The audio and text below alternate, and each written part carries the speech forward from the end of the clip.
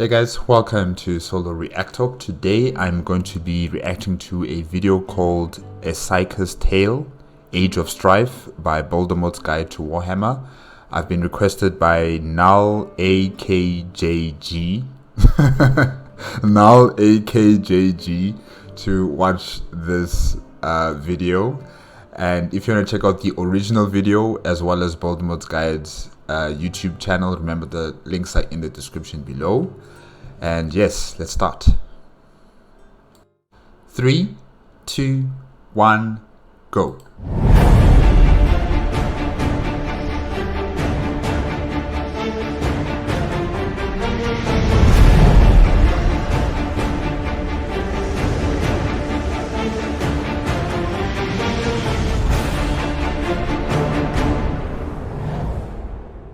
Why doesn't Baldermort use this opening intro for all of his videos?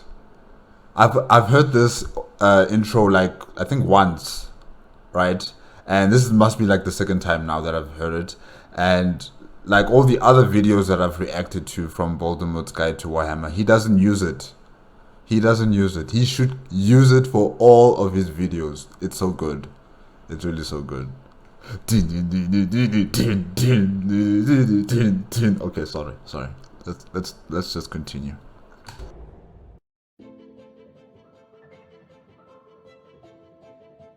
The time, circa 26th millennium, Age of Strife. The following is a tale to illustrate the flavor of the events of those times only. I am the only living being on this ship. As it careens toward my home planet, I see the horror it has become through the view screens, with ever more lurid detail as we close. The smell of my weapon's discharge, the burning corpse behind me, that was the captain. A man I liked. A man of honor. The warheads we launched are about to strike. I have only a few moments. But moments nonetheless. I know exactly what will happen. He forgets. We've played out this scenario before. It was so long ago now that his shadow self, or that part of him that may still be alive, even that has forgotten. But we have done this before, and I always win. That's why he put me in charge of the military machine when we gained one. We. Always we. Because he is, and always was, my best friend. For as long as I have memories. And this is my home. These are my people. But it has to end. I thought him more a twin. One I looked after. I always looked after him. But I get ahead of myself. I have moments to recall every detail so I can forgive myself, so I can reconvince myself it is necessary, so I can go through with it. I close my eyes for a moment, a sweet relief from the horrors I am witnessing. I throw my memory back to that day when I walked into the captain's room after a shift. I outrank him. I am the admiral, of course, commander of all of our armed forces. He could not really refuse. He was preparing to rest, but opened the door and let me in. He was tired, but we were used to that. We had campaigned together for a decade or more, had grown to know each other, and he knew, from the look in my eye, the haunted glance over my shoulder as I entered, that something was afoot. Without saying a word, he locked the door, walked to the drinks cabinet and poured 2 glasses of a thick, viscous golden liquor. He handed me a glass and just sat down. He looked up, motioned for me to take a seat, then leaned forward to give me the visual cue that he was listening intently, all while rolling a long tug of the drink around his mouth, another sign he was preparing for a long listening session. As I said, we knew each other. I dropped my facade, the high shoulders, the straight back, the chin stuck out commandingly, and I sagged. The captain sat up in surprise, then went back into his chair to settle in and relax me more. It worked. I took a hearty draught and then opened up. Have you seen the date? No? I didn't think so. I've kept everyone so busy, it's no wonder. But it's been on purpose, old friend. Please forgive me, but I needed more time. I wasn't sure why at first, but now my head is clear. I can see it all. Why? It has all fallen into place. The captain raised an eyebrow and nodded me on gently. You see, it's been so long since I've seen him that it's worn off. I can remember it all. Whatever he used to put those memories in a box away from my mind. It is worn off. I think I felt it in other ways. Okay, I'm trying to understand this story. The Admiral, his memories were blocked by the captain. His dear friend has been blocking his memories. I think that's what this is. That means the captain is a psyker, probably. But now that block that was on the Admiral is wearing off and he's remembering past memories, I think. Alright. Think I always did. I always knew, really. The captain opened his hands wide, one still holding the drink, which he practically quaffed as a reaction to my outburst. So unlike me. I know, I'm not making sense yet. But I want to tell it all in one go, one pass. I want you to understand not only what I know, but how I know it, and how important it is. I have to get it off my chest as well, because I'm going mad, and have viewed all of this too closely. Then perhaps you can tell me if I am wrong, if my urges are now so dire and doleful. The captain just nods. You know the propaganda, the truth as we call it, the eternal light. He and I were born in humble background and rose to the leadership of our world through virtue, through wisdom, through diplomacy, and having the best, the very best, intentions for all. Well, this was a dream that we had from childhood. We both concocted it. I thought we had done just that. My first memory is of Josiah, all those years ago. We met at our first day in citizen instruction and development. He just beamed at me and asked me to smile. And I did, broadly. We watched all the others introduce themselves, giggling at the same things.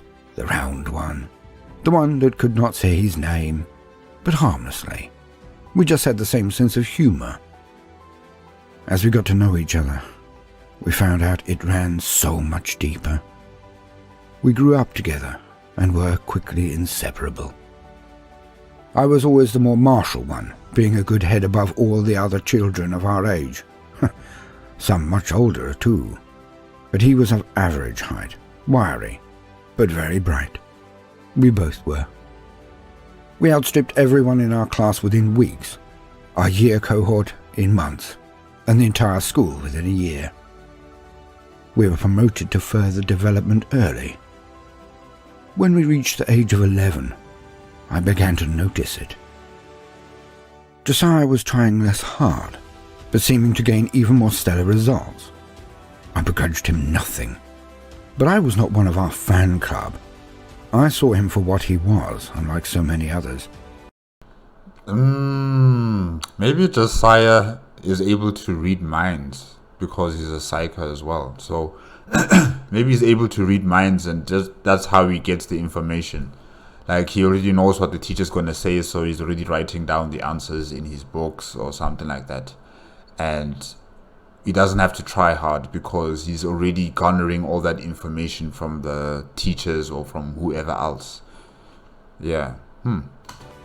I just watched him as much as he watched me. So I worked it out. Whenever he took on a certain tone, everyone just did what he wanted. I saw him do it to one of the development mentors. He'd been particularly lippy that day, and she had a face like thunder when he walked up to her. He spoke to her in that tone, and within seconds she was laughing. He sauntered off. Oh, others had noted it, but they also repeated his line that the educators and development mentors all fancied him. Okay, this is not reading minds. This is like mind control. Josiah is, manipulating other people's thoughts to make them love him, to make them respect him, even when that's not the truth. Like he's putting these suggestions into their minds. Okay, now I'm asking myself, is this intentional? Is he doing this intentionally, or is he just doing this unconsciously? Like he doesn't realize what he's doing with his powers. Probably he doesn't realize he has powers. Or if he does realize he has powers and he's doing this intentionally, is it due to chaos demons' influence? Like, are they already possessing his body, or is he still just experimenting with his powers? Yeah. This is dangerous. This is actually dangerous. He will attract some very dangerous creatures to possess him, probably. Thinking back, he had always just walked up to people and asked them to smile, which they always did, like he did to me when we first met. Had he been practicing it, even back then, but perhaps not knowing it? But I had to let him know I knew. I acted out one day, getting myself more demerits than I'd received in a year. All were aghast, especially Josiah. He just sat there in tears of laughter at first, as my flippancy was so brash. But I crossed so many lines. He ended up just gaping at me. Then he ended smirking and nodding. At the end of the session, everyone else trooped out, giving me worried looks as the mentor stood, arms crossed and fuming, tapping his shoe against the floor, clearly about to explode when the bystanders were out of the blast zone. As the last non-combatant left the room, Joss just leaned over, looking me deep in the eye and said, "I was wondering when you'd work it out. I'll get this one, but don't do it again." He then proceeded to address the mentor in that tone. Within a minute he was standing there, amiably chatting with both of us. Joseph just said, "You cannot remember the exact details of this session. You do remember, of course, that Tarnia and I excelled, and were everything a good student should be. We challenged you, but in a way that made you proud, and reaffirmed your decision to be a mentor." He then asked a mindless question, and the change was immediate. We sat and discussed it. Okay, that's interesting. It kind of reminds me of how the Jedi also use the Force to, put suggestions into weak-minded individuals, like the stormtroopers. Like, there's nothing to see here. Turn around, go back home, and then you would hear that soldier or that weak-minded person like, "Yes, I will go back home." And then they just turn around and just leave. So yeah, I think, Josiah has that ability. But what do they call it? I wrote it down here. The tone, right? I think that's how they call it, the tone. Interesting. His gift. We discussed it through the night, through the next day. If it were anyone but me, he would have been shy about it. But not with me. He actually bragged, because he knew I thought he was amazing. Because I could never be jealous of my brother Joss. We tested it bit by bit, moment by moment, and it grew. He could soon bring the light, as we called it, to groups. We discussed it, were ethical, knew it was a gift that should be researched, but not now, when things were safer. Since the uprising, everything had changed. Everything. Man had to fight its own wars again. The first being against those terrible things that nearly took us out. The cybernetic revolt it nearly broke humanity. Our SDC is near gone. Our unity got us through. But the subsequent wars were often too much for some sectors. but we were fractured anyway. Storms in the ether were making transport increasingly difficult. Possible, but difficult. Oh, okay, possible but difficult. I thought during the Age of Strife, as soon as Slanesh was born and there were warp storms across the galaxy, like no one could travel. No one could use the warp as a traveling conduit, I thought that's what happened during those times. But now I'm hearing Baldermort say that, it was difficult, but it was still possible. That's interesting. Okay. So out of this chaos, the Sirius Confederation and the Balmat hegemony were formed in our locality. 50-odd systems apiece. Us slap bang in the middle. Okay, so there was still the Human Confederacy, and now there's also a hegemony. Interesting. I haven't heard about the hegemony. I've only heard about the Human Confederacy and the Man of Iron War, that they had, but I've never heard of the hegemony. All right.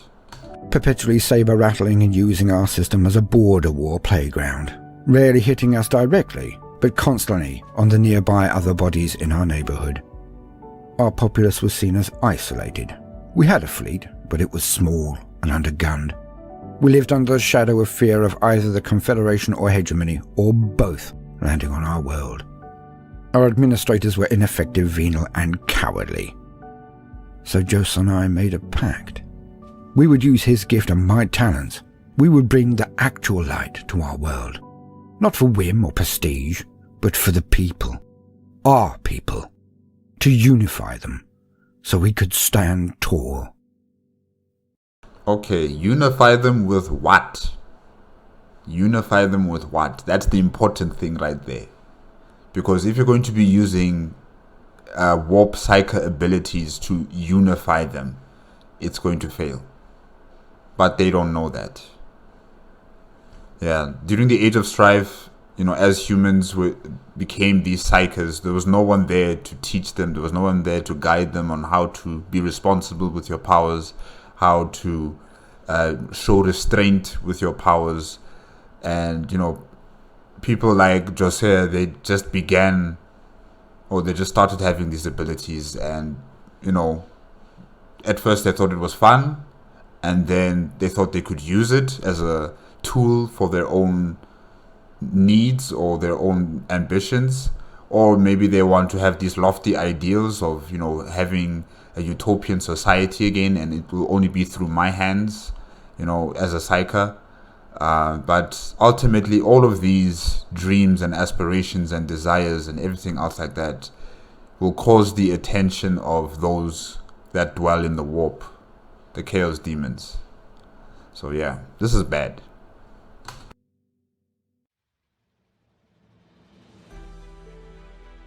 It began small, our own conurbation. We stood as joint running partners for civic responsibility. We ran on a platform of hope, unity and determination. We ignored all other points of discussion, and we took the highest percentage of the vote ever recorded. Jos went a bit mad at one rally and used the tone on everyone there, and it worked. But it only worked until after the election. Those who were at that particular rally then turned on us quite badly. They didn't know why they were disgruntled, but they just felt something was off, and they were angry. Jos had to address them in small groups to regain their support. But regain it we did. By using the tone again, probably. Hey. We learned to be cautious. From there we ran again and again, winning higher and higher positions as the extent of his talent and my popularity grew. He ran on civic, I ran on military and security. I had gained a lot of experience maintaining this specialization, and had even served for a year while Jos was in artistic expression enhancement. Not learning how to craft speeches at all. And it developed, flourished out into other abilities, his strength. Now, he could not only use the tone, he could read the thoughts of our rivals, those with a stranglehold on power. And so we climbed and climbed. We attempted again and again to enact unifying doctrines, processes and results, but resisted by the old guard at every turn. Eventually, just found out the secret. Why? Most of them were catspaws of the Confederational hegemony. They had been screwing over our people, our planet, our entire system, time and time again, just for personal profit and elevation. He was sickened. We both were. And the elections to highest officers were always rigged. When you were inside the system, you knew just how bad. So we looked at our options. They would never allow us to get onto the bill, the list of names. Never. We were radical, so they would always make certain we did not get the platform or attention for any media source. We could not get approval for high office by those who would never approve of us. So a vote was off. We could appeal to the masses. Using guerrilla media activity, we could create platforms and expand the cause. But their counter-message was all-pervasive. We would need to use the tone on millions, and we knew it would not be possible yet. This is concerning. I know they want to change the future of their people and their planet, but not for long. Joss was not there yet, and our message would be quashed by the vested interests in the administration. Or we could gather a much smaller demographic, the all-important one. They already loved me. I presented well, had the look, but also worked hard, knew the ropes, was willing and able to get involved and stand up for them, but also discuss things nobody liked to discuss, like defending our world, our system, building up, getting ready for it, dishing out a few bloody noses. Our carefully crafted whispering campaign had built a lot of speed and traction for multiple years now. Adding to this the tone, it would not be child's play, but we calculated we had access to enough forces to do it if we led well, meaning if I led well. Joss had no head for tactics, not at this form, never did. And so we did it. We toured some of the most populous and important bases and prepared our army. On the day of the latest set of no real choice elections, we struck. He used the tone to create a small faction of dissenters that would cause issues, a false flag that we pounced on with the military. Okay, so they've instigated a coup d'etat, and they're using Joss's psyker abilities to manipulate more people. I'm sure the Chaos Demons are just salivating over this potential host, I'm sure. Then we positioned our forces and struck, closing roads, detaining high-level administrators for their own good. We just told them that the military was protecting them from a plot from Josiah and I. They swallowed it hook, line and sinker, and smirked to themselves that we were discovered and about to be destroyed. Their loyal soldiery, their bribed and bought thugs. They were here to save them. Within 3 days we had captured or converted every large element that remained. We're defending everyone of note. We struck die-hard loyalist encampments with brutal efficiency, not wishing to drag out the confrontation. I did not really wish to execute everyone. Not really. Despite the propaganda issued, they were not rebelling. But Josiah showed me he had a steel in him that I was not really aware of before. While I commanded the military to remove any potential obstacles, he ordered the execution of the entire establishment. When we met the day after, they were simply gone. I had previously argued that they should be put on trial, that their perfidy and treachery should be shown to our entire world. I was shocked, it is true. But Joss explained it. How could we put these puppets on trial and expose them without attracting the ire of their masters? And you don't think you're going to attract the ire of their masters after you've killed them? Huh? And we were not ready. Not us two, not our military, not our population. We were not ready for a war with either the Confederation or the hegemony. Again, let alone both. So he made endless noises of supplication to the Confederation, while I opened up back channels with the hegemony. We made them believe that our world was still split, but now all power was concentrated in just 2 hands. Ours. And it worked. It worked wonders. As we asked for higher and higher ranked members of the governments of the Hegemony and Confederation to meet with us individually, playing both sides, well, we gained control of them. My charm got many of them there. His tone then made them leave as true believers in the light. But on strict orders to appear and play the part out, and report to both sides that we were moving to become an enthusiastic and loyal vassal.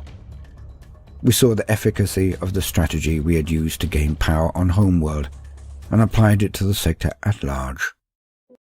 It seems that Jose's tone ability lasts longer than before, because during the time when he was, running for his elections, he convinced, or should I say, he put the suggestion to hundreds of people to vote for him, and they did. But then that suggestion, that tone worn off over a duration of time, and then they became angry. So now it seems as if that ability that he has is far more potent, and it lasts longer than before. Okay.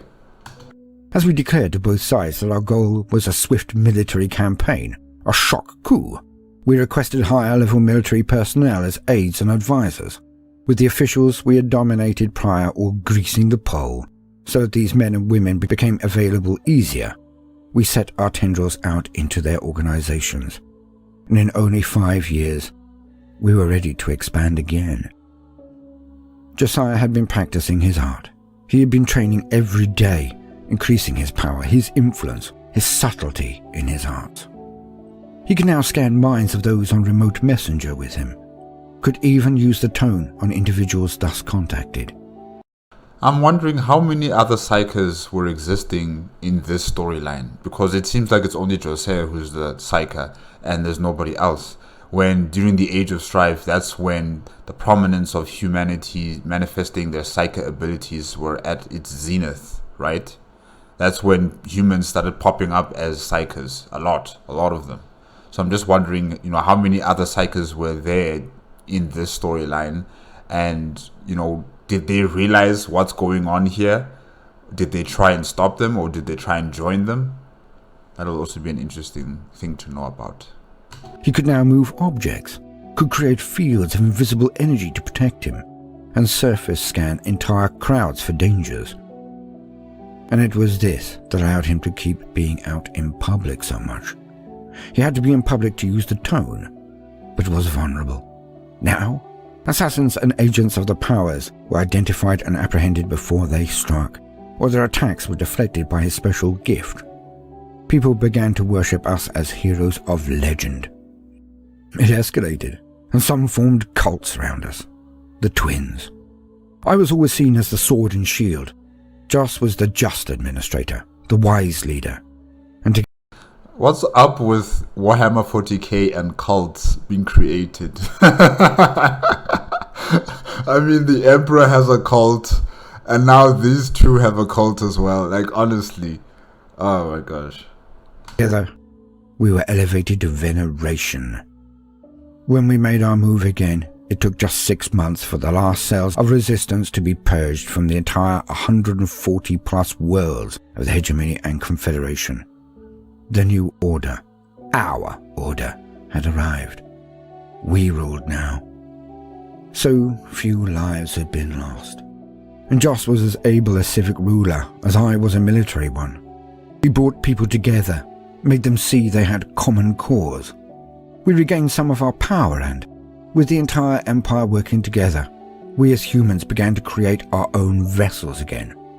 We did not rely any longer on the ragtag fleet of pre-revolt ships, as mighty as they were. Powerful, but so unfathomable, even now, beyond our ability to maintain. So far. For Joss wanted to build humanity anew, wanted to push forward again.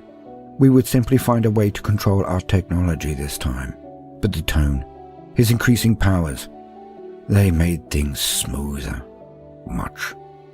It was not long before our burgeoning empire expanded, and border wars became the norm, mostly with alien races, but some human worlds also. I led the charge on each occasion. And I think I've said this before, that, during this age of strife, it doesn't seem as if humanity were really, entering into the downfall of their civilization. It is a very slow process.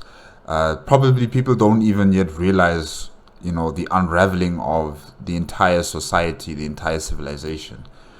Whether you are part of the hegemony, or whether you are part of the Confederacy, or this new empire that's being built up, people are still developing, people are still building ships, people are still trying to connect with other systems across the galaxy. There's still this civilization working. However, the foundations have rotted away. We're just waiting for the building to collapse now. Yeah. I stayed home to do the boring and grating but very necessary work of ruling. I was content. I married. We both did. We had children of our own. His were like him, he secretly confided in me. Mine were like me. We knew our families would always be one, as we were. And so on and on we went, expanding. We always remotely chatted whenever we could. He would use me as a sounding board, keep me involved, while I would inform him of the progress of the most recent wars. And that brings us to recent events. Of course, you realize you are now one of only 2 people outside of the Joss Imperial family that know of his talent. I stopped and looked at my audience. The captain's drink had been hovering in his hand for all the time I'd spoken. It was then slung back in a one jolt, and he refilled it to the brim before looking at me again. I put out my hand, and he refilled my own glass to the brim. After a hearty gulp, I continued. This is what Josiah wishes me to think, what Josiah believes I take as the truth. It's the reason we have dawdled our way recently. I needed to be sure. I'll explain. Since the death of my wife, the death of my love, I have been near constantly on campaign. I did not wish to return to homeworld, not if she was not there. It is still too painful. That was what my heart told me. It is the excuse I have been using. When she passed, there was almost an immediate insurrection, a welcome distraction for me. So I left, after sending my daughter to development in the hegemony and my son to the Confederation. A unifying act, I thought. But I understand it now, whereas I did not then. I was protecting them, subconsciously. As you know, I not only crushed the rebellion, but have since been expanding our borders, using one excuse or another to probe in strength and elicit conflicts to prosecute. But it was not only my mourning now. I did not want to return home because I wished to avoid Josiah. At first, it was because I was tired, was lonely, and I told myself that Josiah was so busy, had so much to deal with, that he did not need to worry about me as well. And if we spoke, he would know. His ability would make my mind and soul an open book. So that is how it began. I did not want to trouble him. As time went on, I realized it was not just that. Joss was building a brighter future, while I was performing the dirty work.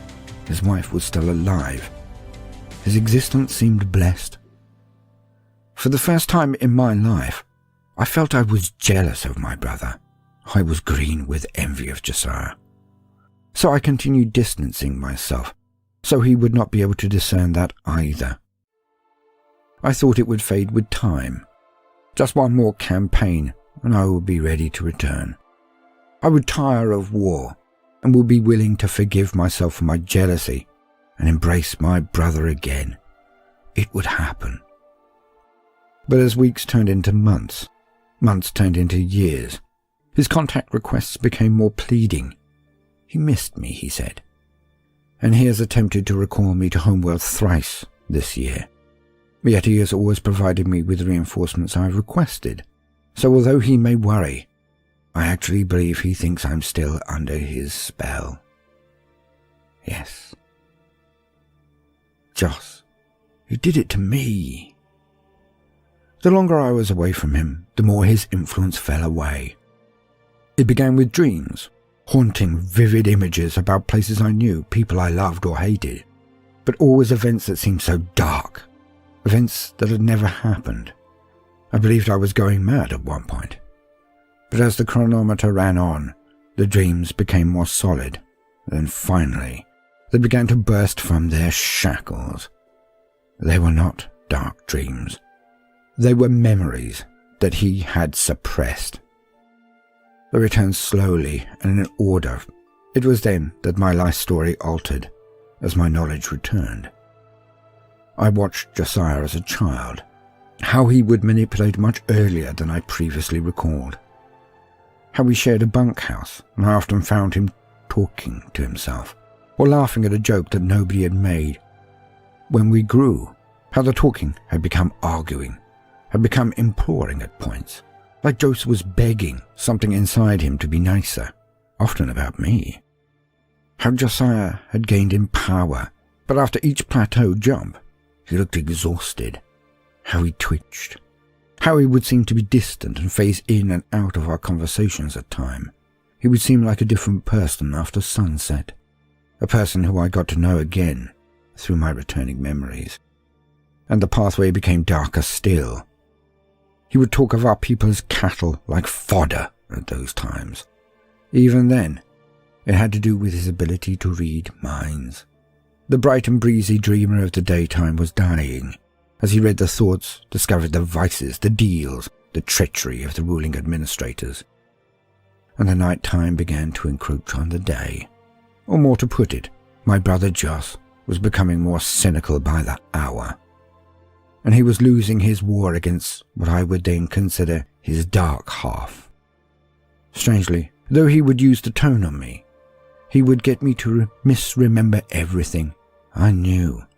I always knew. My heart remembered what my mind was ordered not to.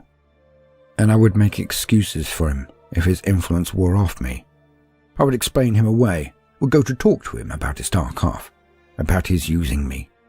I would try to discuss it as a brother, but he would inevitably always just alter my memories again.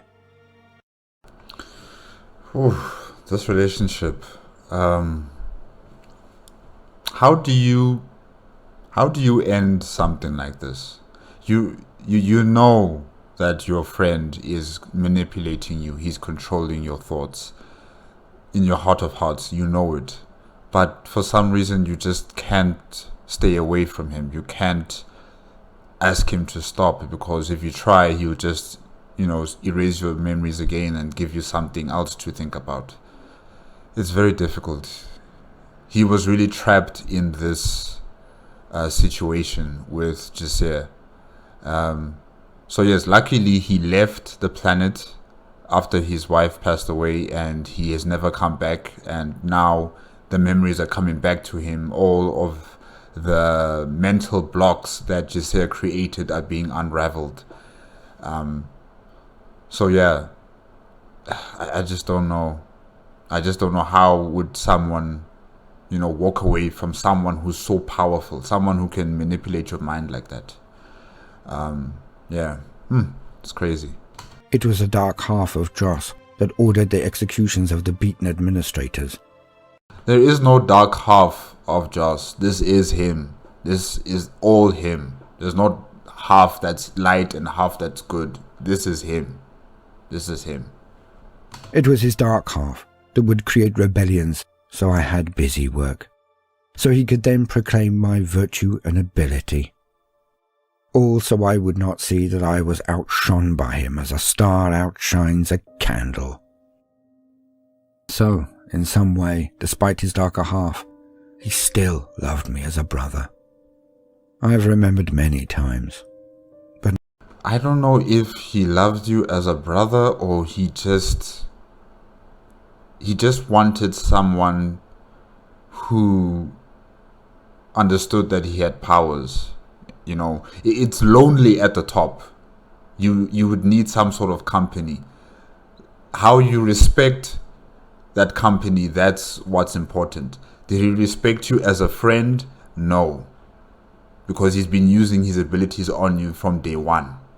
And you only realized this after you had left the planet and you were on your campaigns. It's only then you realize that he's been using his abilities on you from the very beginning, and he hasn't stopped.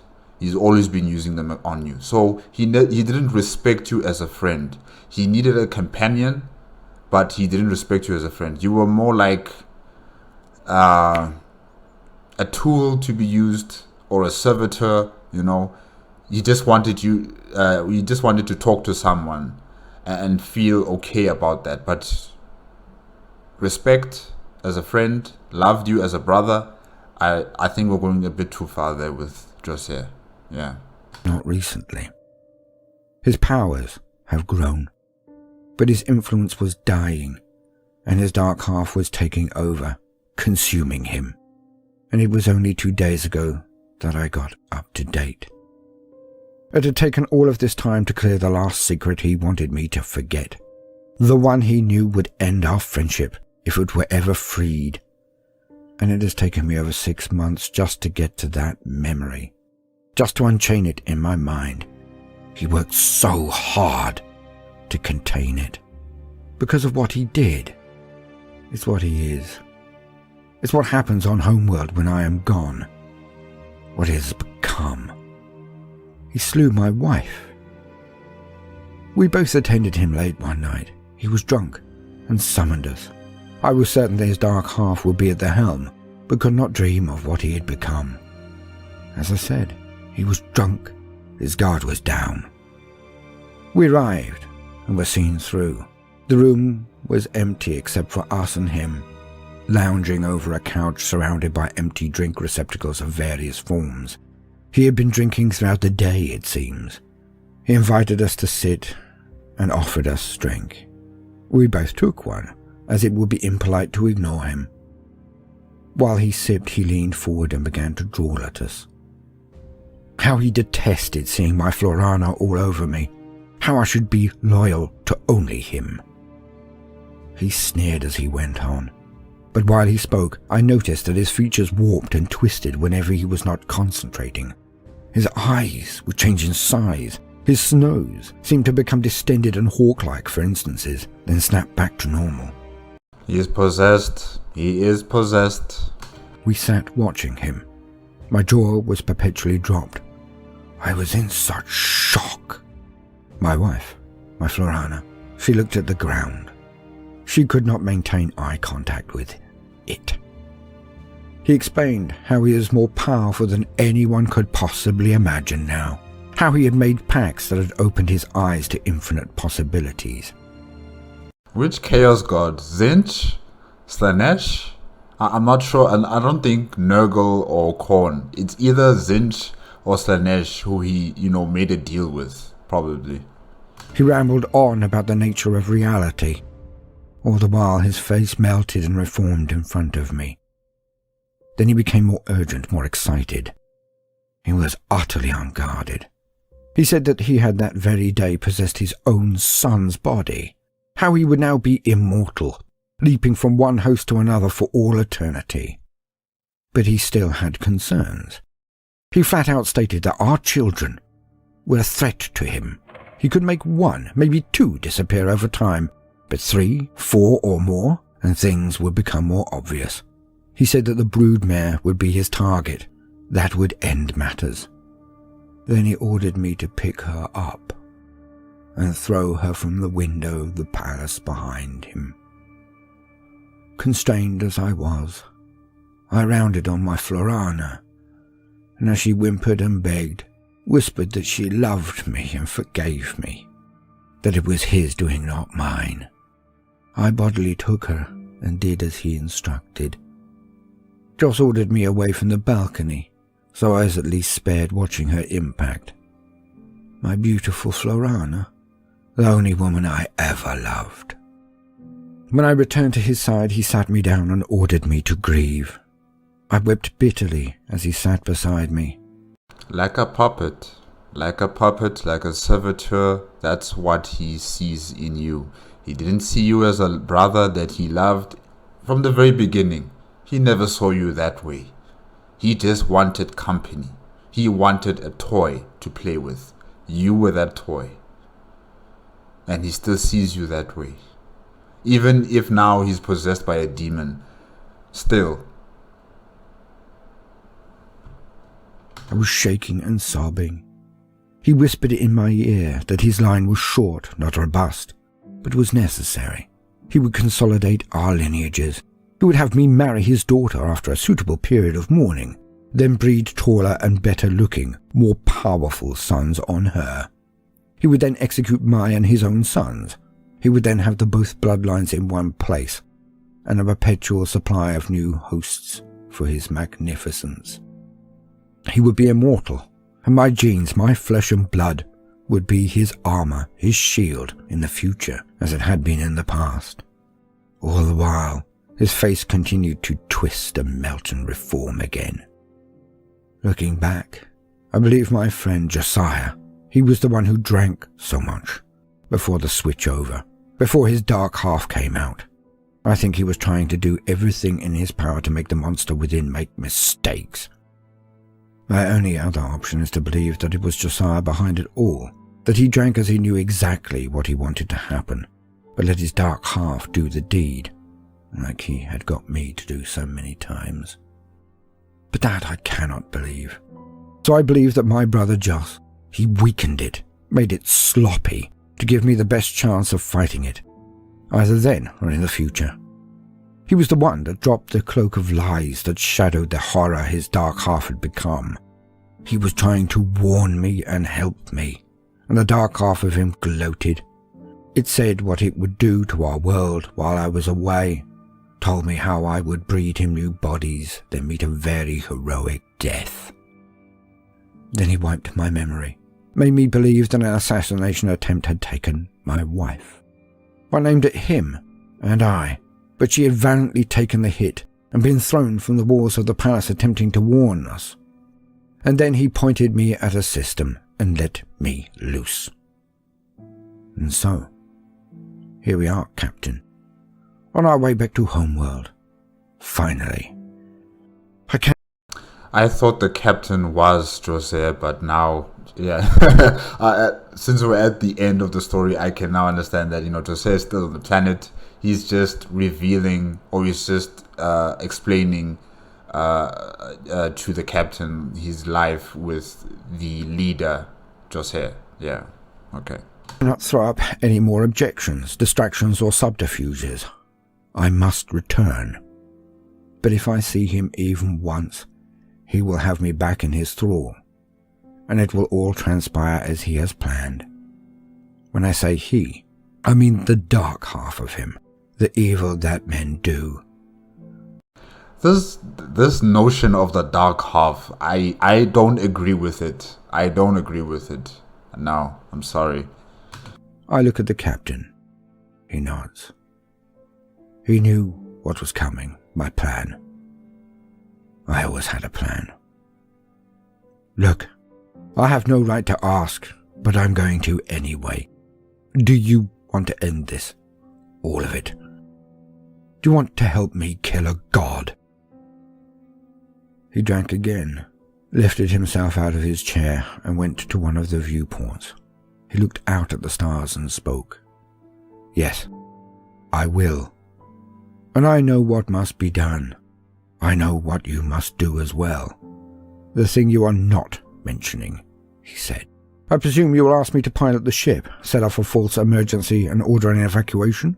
I nod. I look down as he proceeds to the bit I did not want to discuss, but knew deep down that he would spot immediately.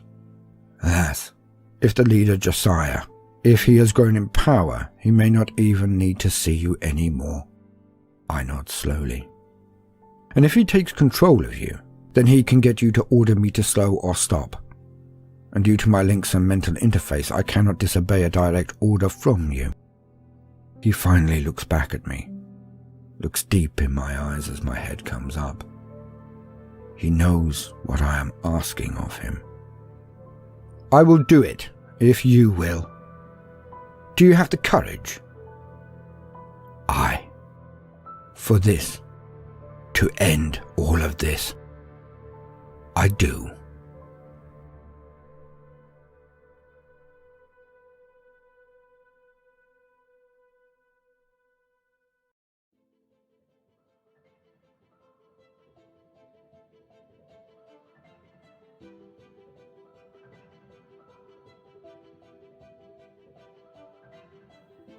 That was then, this is now. The captain played his part, did his duty. He set off the alarms when we translated into real space, and within 2 minutes the vessel was evacuated. Only he and I remained. As discussed, we did not make contact initially, buying time. We had all gun pots open and were playing triumphal music across the comms, as a very uncharacteristically splashy fanfare for my return. But I had never been away this long before, and it was accepted for the longest time. Time we used to eat the distance between Homeworld and the Mandeville point. But as we continued to plough forward, the hails from them became more urgent. Our scans did their job, and the last irrefutable evidence was viewed by the captain and I simultaneously. He had done it. He had started the transformation of our world as he had stated he would. It was a horror. Twisting and blending, shifting and swaying. A dream and nightmare made one and superimposed over the world of our birth. We were within range, so we fired all of our payload of missiles and weaponry as it cut through the void of space towards our home. The course was set, the distraction launched. I then turned and looked the captain in the eye, sitting inside that macro seat with its delicate interconnected lacing over his brow, so he could be one with the ship. He could not avoid me, even if he did change his mind. But I saw it in his eyes, the resolve. He did not flinch, as I raised my sidearm and did what we had both agreed, yet now seemed so hard. I pulled the trigger, and he burst into flames. Our course now locked, and with no way to countermand the orders. I turned back to the view screens. The missiles we launched were very specifically targeted, as intended. Many slammed into an invisible shield that enveloped most of our world. It could only be Josiah. His powers were now so great that he could sense them in the cold of space, thousands of miles away, and hold the missiles in place. But despite all of his power, it was still Josiah, and I knew him. I knew him so well. He always went for the obvious in games or activities of tactics and war. He never learned to be as subtle with weapons as he was with words. Thus a good half of the missiles that we launched swung around the other side of the planet. He also finds it hard to think in 3 dimensions, you see. So these missiles that did not head directly to the planet in a straight line just whizzed around and slammed into the other side, the side he was not shielding. The very atmosphere caught fire. I saw it rip around the planet, but I knew it was not enough. He would be safe from this in the bunker he had shown me on my last visit, weeks before that last fateful night of horror. And in all the excitement of the missiles, in all of their destruction, he simply misunderstood my level of commitment. Our fleets had always been so expertly admiraled by myself that there was never a need for defences on Homeworld. And he thought that he was omnipotent, so was not concerned either. His final mistake. The dark half of Josiah was far less competent than he or me, I thought, as I witnessed my flagship cut through the atmosphere toward the bunker.